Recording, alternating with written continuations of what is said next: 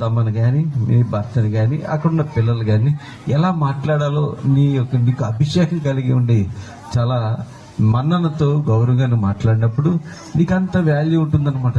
అందుకే నువ్వంత అందంగా ఉండడానికి కారణం ఏంటంటే నీ పెదవులు దయతో అభిషేకింపబడ్డాయి. ఇంగ్లీష్ ట్రాన్స్లేషన్లో అయితే అభిషేకింపబడ్డాయి అని ఉంటుంది, పోయబడి ఉన్న తెలుగులో. అయితే నా ప్రియమైన దేవుని బిడ్డలారా, పదో వచ్చి నువ్వు చెప్పక తప్పదు.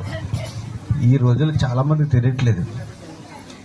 10వ వచనంలో ఏముందంటే, చిట్టుబాబు గారు చదివారు కదా, 10వ వచనంలో ఏముందండి, కుమారి ఆలోచించు అంటారు.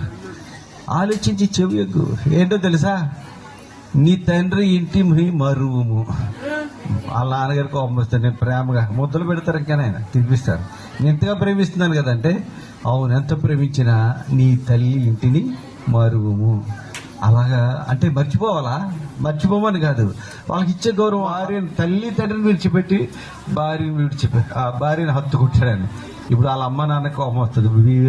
బివి రమణ గారికి కానీ కొన్నిసార్లు వాళ్ళకి సొంత నిర్ణయాలు తీసుకోవాల్సి వస్తుంది. భర్త తల్లిదండ్రులను విడిచిపెడతారని బైబిల్ చెప్తుంది. మీరు చదవలేదా అని ప్రభు చెప్తున్నాడు.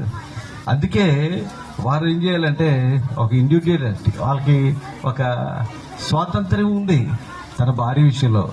అంట తల్లిదండ్రులు విడిచిపెట్టేసి ఊరు విడిచిపెట్టేసి వెళ్ళిపోమని కాదు అక్కడ అర్థం. నీ తండ్రిగా తల్లిగా నీకు ఎంత చూడాలో, ఎంత గౌరవించాలో ఇద్దరు కూడా.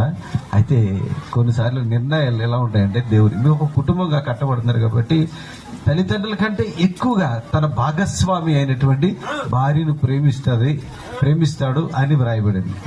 ఈమెమో నీవు తండ్రి ఇంటిని మరువు అని రాసింటే, ఆయన తల్లిదండ్రులు మర్చిపోతాడట. ఇది బైబిల్, ఇది ఉన్నదే, బైబిల్ ఉన్నది. అలాగని చెప్పేసి బాంధవ్యాలు వీటన్ని